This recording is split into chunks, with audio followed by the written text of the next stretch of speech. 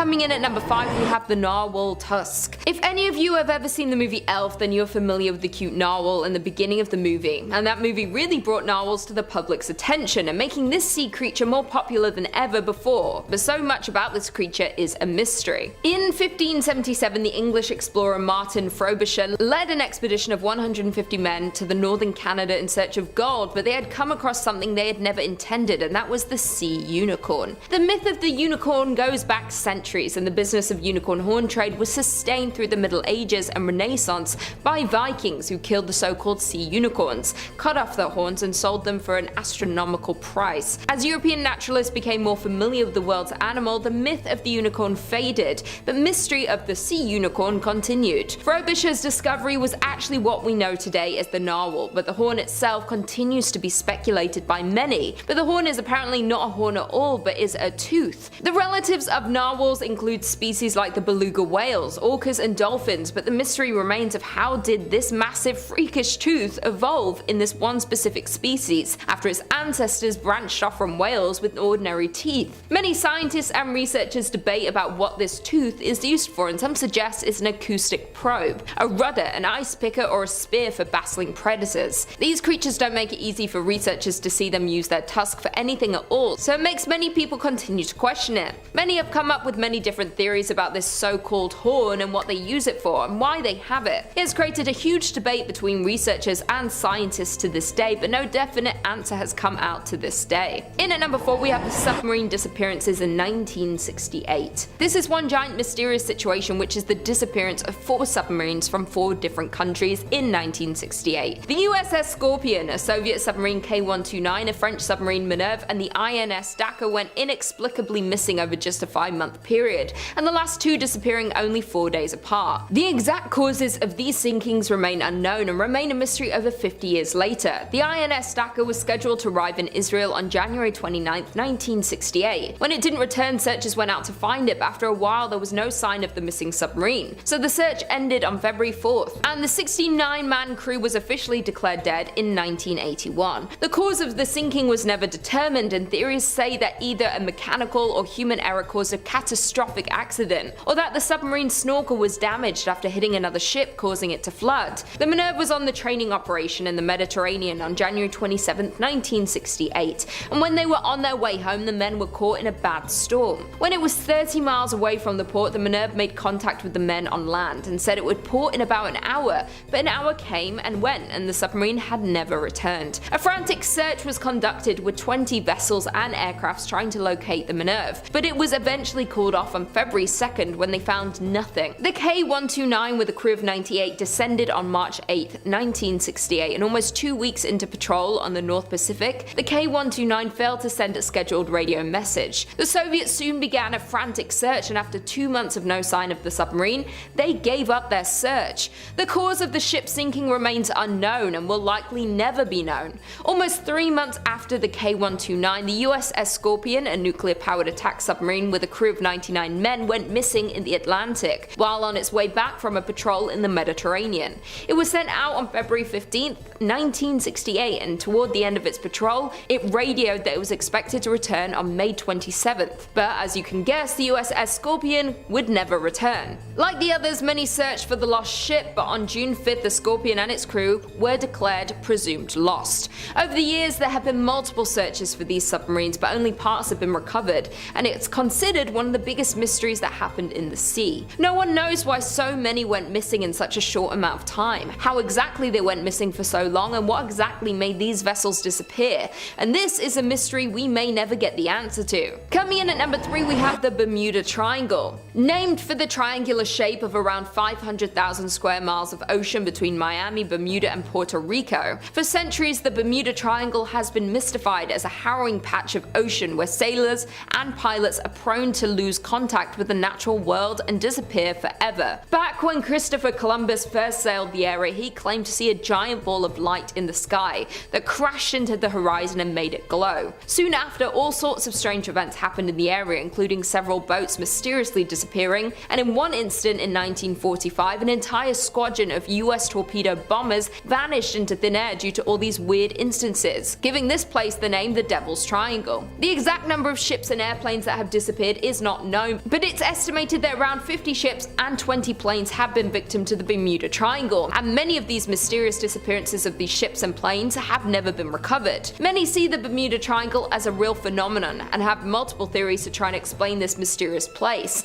and some of these theories are human error, paranormal explanations, violent weather like hurricanes, the Gulf Stream, which is a major surface current within the ocean, methane hydrates, which is a form of natural gas that causes bubbles to form around the ship and ultimately sink it without warning. All of these are only theories, and the Bermuda Triangle to this day is the most notorious sea legend of all time. In at number 2 we have the Gulf of Mexico's cursed shipwreck. An estimated 4,000 shipwrecks litter the seabed across the stretch of water, and the Gulf of Mexico is one of the wealthiest locations for maritime archaeology in the world. In February 2001, oil workers for ExxonMobil were laying some pipeline when they happened to stumble upon a shipwreck about 2,600 feet deep. After discovering the wreckage, a team was assembled to explore this mysterious ship, but nothing seemed to go right. The exploration submarine malfunctioned right as it was getting ready to go down to check out the wreck, and that was only the beginning of these mysterious malfunctions. Others include video monitors going out whenever they fired their thrusters, sonars breaking, and hydraulics going haywire with no explanation for any of these problems. After nothing working and things continuing to break, the Navy sent a researcher submarine down to investigate the wreckage, and on the way down it suddenly self-destructed, and somehow when it finally did get to the wreck,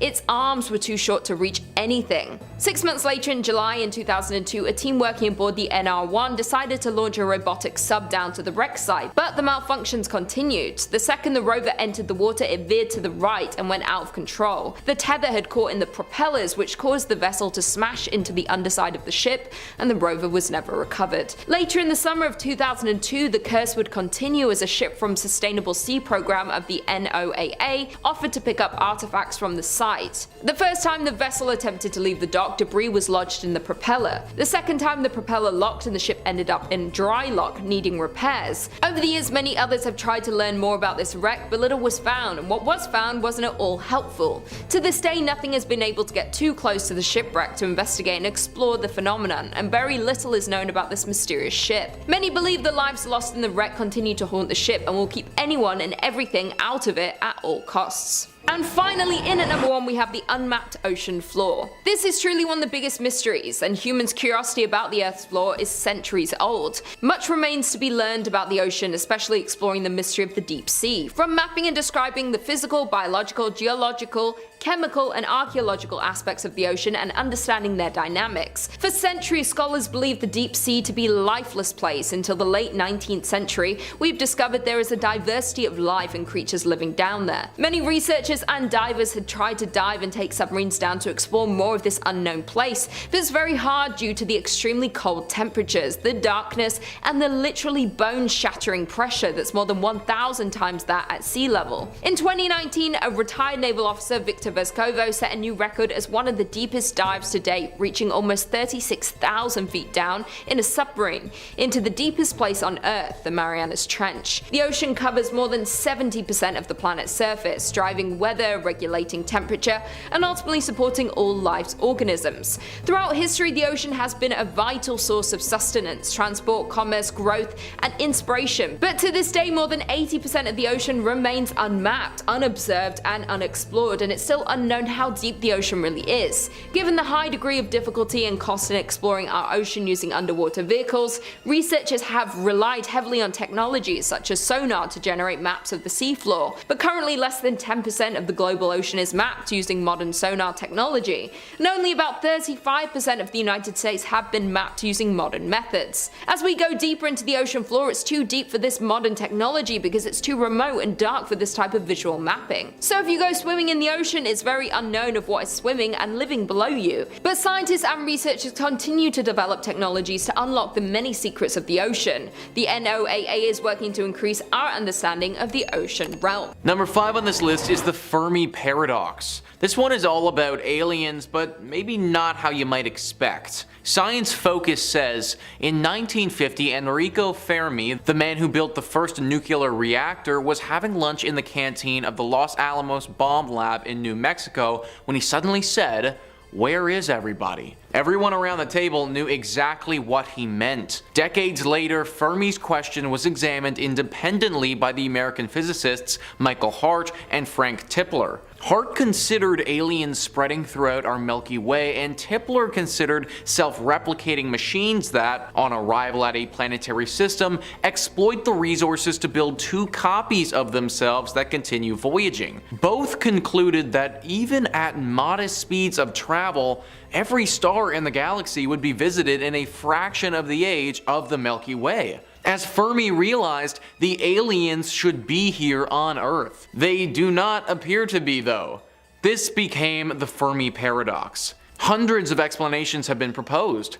They include the ideas that we are the first intelligence to arise in the galaxy and so are totally alone, and that we are a nursery world off limits to advanced civilizations that might adversely affect our development. A more mundane possibility is that there is no paradox because any signs of visitation in the distant past would be erased by wind, rain, and geological processes. Recently, however, a team led by Dr. Jonathan Carroll Nellenbach of the University of Rochester, New York, has proposed that our sun may simply have been bypassed by a wave of extraterrestrial expansion. So why are aliens not here?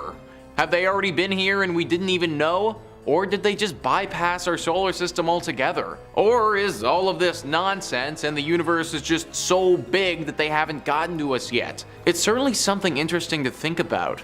Considering the universe is infinite and there are so many places and planets we don't know about, it seems ridiculous to think that we're the only intelligent life or the first intelligent life in everything. Like, that's as if we hit the biggest lottery ever.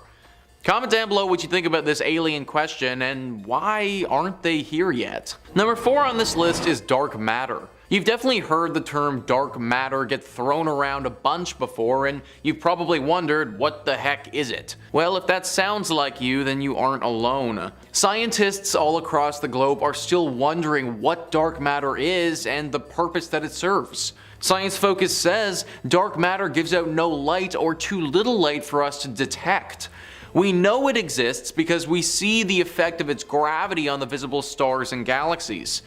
For instance, the Milky Way could not have dragged in enough matter to make its stars in the 13.82 billion years since the Big Bang without there being a lot of invisible matter whose extra gravity speeded things up. The European Space Agency's Planck satellite found that dark matter accounts for 26.8% of the mass energy of the universe compared with the 4.3% of normal atomic energy. It therefore outweighs the visible stars and galaxies by a factor of 6. Puzzlingly, no Earth-based experiment has found any evidence of dark matter despite decades of searching. It is conceivable that it's not our theory of matter that needs modification, but our theory of gravity. Or that dark matter is not a fluid made of a single particle, but is complex like the atomic matter we see around us. Maybe the universe is filled with dark stars and dark planets and dark life. There is an entire universe of dark matter that we don't even know about.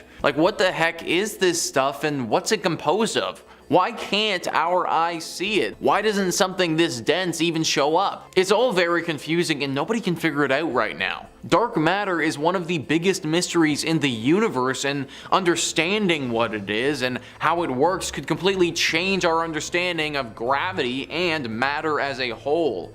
Hopefully NASA can get a grasp on it soon and the mystery can finally be solved.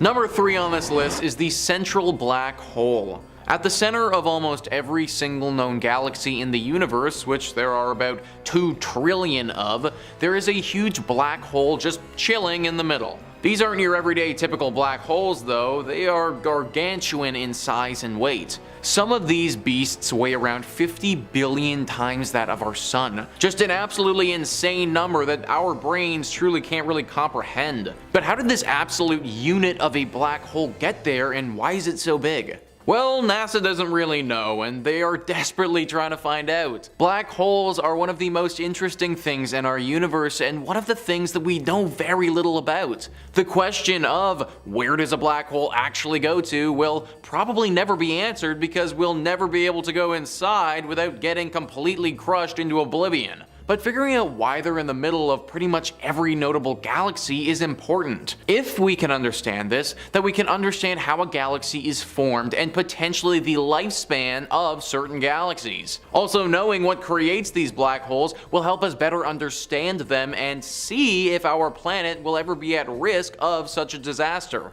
Granted, maybe ignorance is bliss in this case, because even if we knew a black hole was coming, there's really nothing that we'd be able to do about it. Number 2 on this list is dark energy. For a long time, the only force that was thought to be operating on the entire universe was gravity. This was everywhere in the universe and decided pretty much how things played out. Gravity is not alone anymore though, or at least since the discovery of dark energy. Dark energy is this invisible force that is everywhere in the universe and is partially responsible for speeding up the expansion of said universe. Apparently this energy overtook gravity 5 billion years ago as the dominant force that's expanding the universe, and that's why it's happening in the first place. The thing is, we have no idea what this dark energy is or why it's here. Similar to dark matter, it feels like this has just appeared, and because we can't see it or have no idea of its origin, we have no idea how much weight it really has on us and our current laws of physics. Apparently 2/3 of the energy mass of the universe is made up of this stuff, and we have no idea about it. That's kind of scary if you think about it, and it puts in perspective how little we know about things. Oftentimes, I think we fall into a trap assuming that our species is far more advanced than it actually is, but when you consider that we have no idea where 2/3 of the energy mass in our universe came from, or what it is, it really brings you back to reality. I feel like this might be one of the hardest mysteries on this list to solve, and it's gonna take a while. And number 1 on this list is the multiverse. What seems to be the staple of a plotline of any good sci-fi movie these days is the multiverse, something that we truly know nothing about. The theory is basically that there is an infinite number of universes with an infinite number of possibilities and outcomes, and it's all just freaking infinite and honestly kind of hurts my brain to think about for very long. But is there any substance to this theory? How will we be able to know if it's true or not, and what would that mean for us? So the multiverse theory all comes from another theory called inflation theory. Inflation theory is the thinking that in basically a second, when our universe was just a baby, everything started inflating and growing super fast, expanding outwards in all directions. Now it's thought that the inflation of our universe stopped 14 billion years ago, but that when our universe stopped, the beginning of another started, and so on and so forth. It's very complicated, and in all honesty, I don't really understand all of it, but that's the bare bones. There's also the thinking that because life is so hard to support, as in you need so many things to go right in the universe, it seems extremely unlikely that if there is only one universe, life would have actually formed. If there were multiple or infinite universes, there would be enough chances though that one or more are bound to have the necessary things to create life. Either way, if this is true, then it obviously changes a lot of things about how we view our universe and the role we play in it. Maybe there's another version of you just chilling in a totally alternate universe right now, except instead of hands you have wings or something. A little ridiculous, I know, but if universes are infinite, then you never know. Kicking off at number 5, Seti. And this is an incredibly interesting case because if the implications are true, then it exists in 2 separate timelines. Both the early 20th century and, believe it or not, in late 1200 BC. Let me explain. On January 16th, 1904, a girl by the name of Dorothy Eady was born in the London suburb of Blackheath to 2 Irish middle-class parents, Reuben Eady and Master Taylor, and her mother, Caroline Eady. At the age of 3, Dorothy suffered a terrible fall from a flight of stairs that by all rights should have killed her, but after she had recovered in hospital, in the years that followed, she started to exhibit strange behaviours. She suddenly had developed a keen interest in ancient Egypt, and began talking in a strange, otherworldly accent. At Catholic school, she was thrown out for declaring her love for Osiris and her longing to return to what she referred to as the old religion. After being taken by her parents to the British Museum, she saw a photograph of the New Kingdom Temple and loudly declared, "This is my home, but where are all the trees? Where is the garden?" It turned out that the photograph was the temple of Seti I, the father of Ramses the Great. Dorothy became transfixed transfixed with the museum and would visit every day, claiming that she was back amongst her peoples. In her later life, she would become heavily involved in the study of Egyptology, where she moved to Cairo and changed her name to Seti. This is where it gets crazy, because she then claimed that over a 12-month period she was visited by an apparition known as Hor-Ra. In perfect hieroglyphics, she wrote a 70-page text dictating her former life as a priestess at the temple of Seti, and despite pretty much every attempt to trip her up, her story was terrifyingly accurate. So much so that the garden that she claimed existed as a child turned out actually did. She led archaeologists to a site in the temple ruins, and excavations uncovered a garden that perfectly matched her descriptions. Pretty spooky, right? Next up at number 4, the Antikythera mechanism. If you know anything about the legendary Antikythera mechanism, then you'll know that it's pretty much baffled scientists since its discovery way back in 1901. Now, it may look like some kind of weird piece of ancient metal, but the real kicker is that the Antikythera mechanism appears to be the first instance of an analog computer that, get this, potentially dates back to 200 BC. It was found amongst the wreckage retrieved off the coast of the Greek island Antikythera, and it is believed to have been designed and constructed by ancient Greek scientists. But what exactly were the ancient Greeks doing with a clockwork computer? Well, it appears that they may have been scanning the stars. The device itself is a series of complex clockwork mechanisms comprised of at least 30 meshing bronze gears. Now, detailed imaging of the mechanism suggests that it had 37 gear wheels that enabled it to follow the movements of the moon and sun throughout the zodiac, and could predict eclipses to pinpoint accuracy and even model the irregular orbit of our moon. What is absolutely crazy about the Antikythera mechanism is that the knowledge of this technology was evidently lost at some point in antiquity, and anything even remotely correlating to its design didn't appear again until the development of mechanical astronomical clocks in Europe in, get this, the 14th century. It is living proof that our ancient ancestors had a much more capable grasp on the mysteries of our existence than anyone has ever expected. If only the Library of Alexandria hadn't burned down.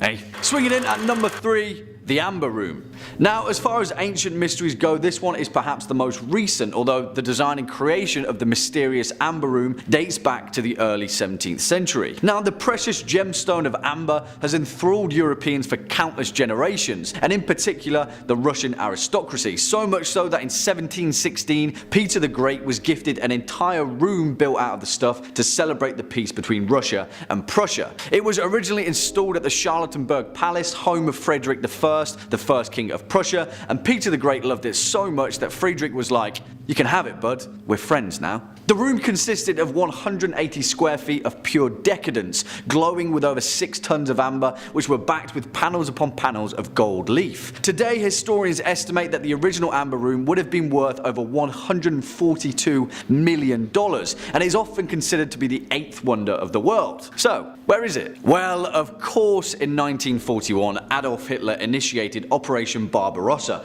and 3 million German soldiers ravaged their way into the Soviet Union. Inevitably, the Amber Room was seized, tore down by German troops, packed up into 27 crates, and shipped back to Germany, where it was on display at Königsberg Castle until 1943. But in the final months of that year, the end of the war was in sight, and the Amber Room was dismantled, ready to ship away in case the castle was destroyed by Allied forces. That's where the case goes cold, and the trail of the Amber Room was lost to history. Some say that the Amber Room is still hidden within the ruins of the castle, others believe it to have been straight up destroyed in the bombings. There are those that claim it was loaded onto a ship and can be found somewhere at the bottom of the Baltic Sea. The truth remains that we may never know, but it's one of history's most mysterious treasures. Next up at number 2, the fall of Angkor Wat. Now, the fall of the Khmer Empire, a highly advanced state-level society that proliferated in mainland Southeast Asia between the 9th and 15th centuries AD, has puzzled both archaeologists and historians for decades, culminating in the majestic ruins of its capital city,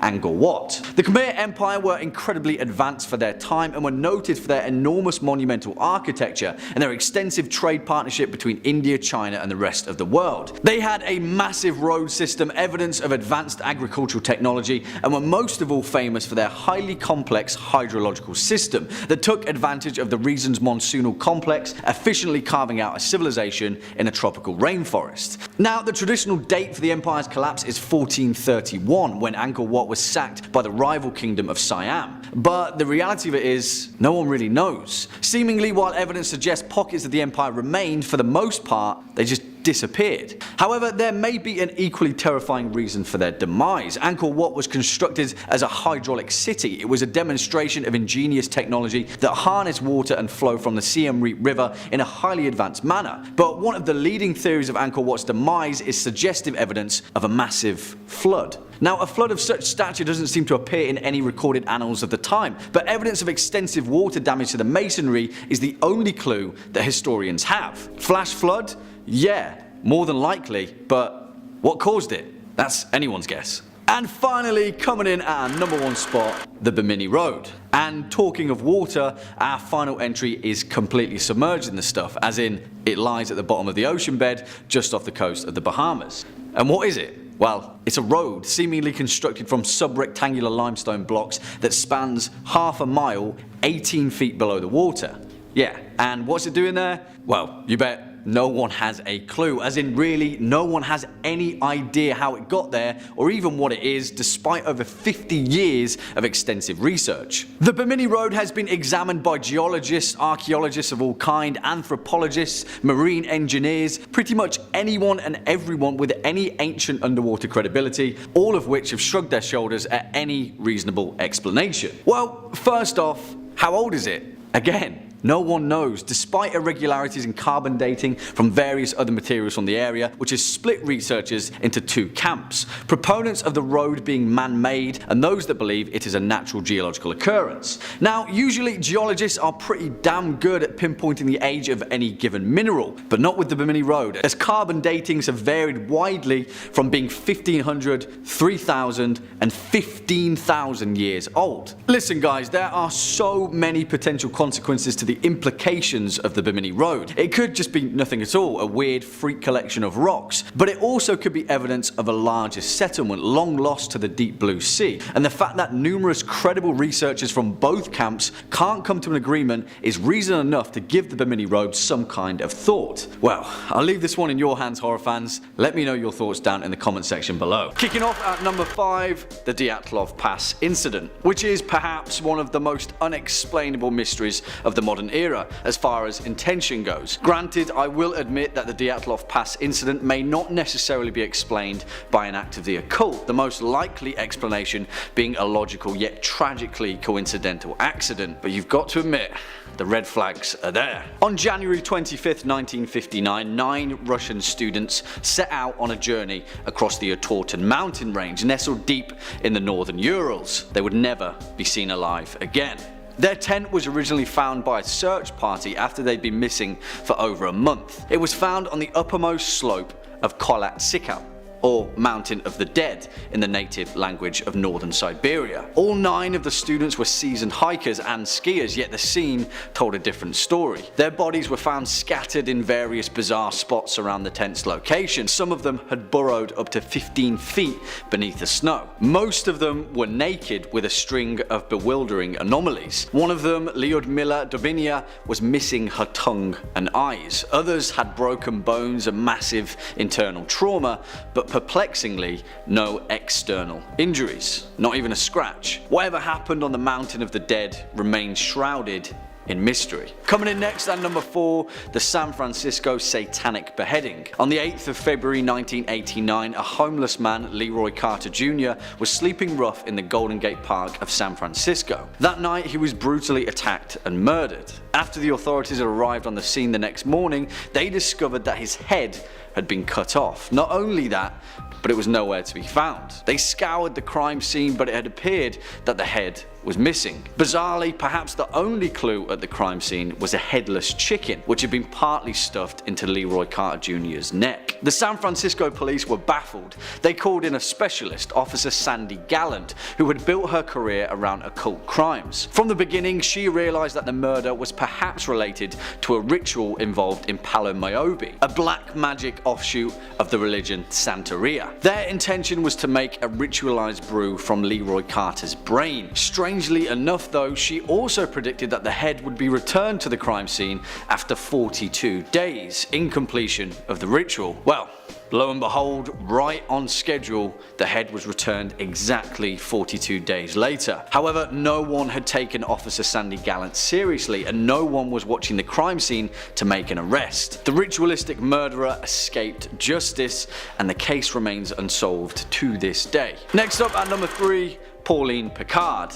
And this story is crazy, and we're going all the way back to April 1922 in the rural area of Brittany, France. On one fateful day, little Pauline Picard, who was just 2 years old at the time, disappeared from her family's farm. No one had seen her wander off, and seemingly she had vanished without a trace. All search parties failed to find her, yet strangely enough, a few days later, local police received news that a little girl who matched exactly the description of Pauline Picard had been found alone wandering around the town of Cherbourg, which was over 300 kilometers away. Pauline's mother identified her via photograph, and the police were satisfied that it was the same girl. I know, right? This case is absolutely insane, but hold on, because it gets weirder. Because about a month later, a farmer that was walking near the Picard farm stumbled upon the last thing that anybody expected to find. It was the mutilated and decomposing body of a young girl, perhaps 2 years old. Next to her was a pile of neatly folded clothes. When the townspeople arrived, Pauline's parents included, they discovered that the folded clothes were the exact same ones that Pauline had been wearing on the day that she disappeared. It was thought by police that the body had been deliberately placed. The crime scene was pristine. Even weirder though, I told you guys, was the fact that the skull of an adult male had been placed next to the body. If that was Pauline's body, then who was the other kid? What happened to Pauline? And what the hell is going on with that mysterious skull? Well, no one knows, and the strange case of little Pauline Picard remains France's greatest unsolved mystery. Swinging in next at number 2, Jeanette DePalmer. On the chilly afternoon of Monday, August 7th, 1972, 16-year-old Jeanette DePalmer left her house in Springfield Township, New Jersey, to meet a friend, let her mother know that she was taking the train on the way. She was never seen alive again. After her disappearance, her parents filed a missing person report with the Springfield police, but the case went cold. That is until 6 weeks later, on September 19th, when the skeletal remains of Jeanette DePalmer were found at the top of Springfield's Houdale Quarry. This is where things get weird and raises the question of a potential fault in the police investigation. According to several witnesses, her remains were surrounded by a pattern of strange occultist objects, adorned into a coffin-shaped parameter of wicker branches and small wooden makeshift symbols. It is claimed by some residents of Springfield that this pattern was in actual fact a pentagram. Jeanette DePalmer's autopsy did not reveal a cause of death, although the coroner suspected strangulation. Even more bizarrely were the high amounts of lead found in her body, yet no explanation for this was given either. Eventually the case went cold, and the tragic murder of Jeanette DePalmer remains a mystery to this day. And finally, at our number 1 spot, Bella in the Witch Elm. Who put Bella down the Witch Elm is a common question asked in the West Midlands area of Hagley near Birmingham. I've seen it myself, often written in scrawling graffiti on brick walls. It's a mystery that has perplexed the Midlands for over half a century, yet still remains to be answered. On April the 18th, 1943, 4 young boys went poaching in the woods of the Hagley Hall estate, thinking they'd find some bird nests ripe for picking. After climbing a witch elm tree, the then 15-year-old Bob Farmer made a much more gruesome discovery. Inside the hollow opening of the tree's trunk, wedged tightly inside, were the skeletal remains of a woman, entirely complete save for one missing hand. Police were dispatched to the scene and found it exactly as described. Later, buried near the tree, they found the woman's severed hand along with several items of clothing believed to belong to her. Locals dubbed her Bella, and rumours stirred of a witch's coven, black magic and occultist execution. Police investigation later discovered that the woman, who was believed to be between 35 and 40, had been placed into the tree's hollow while still warm, where she had remained hidden for at least 18 months. Nothing else is known about Bella and how she ended up in the Witch Elm, and it remains one of England's most terrifying occult mysteries.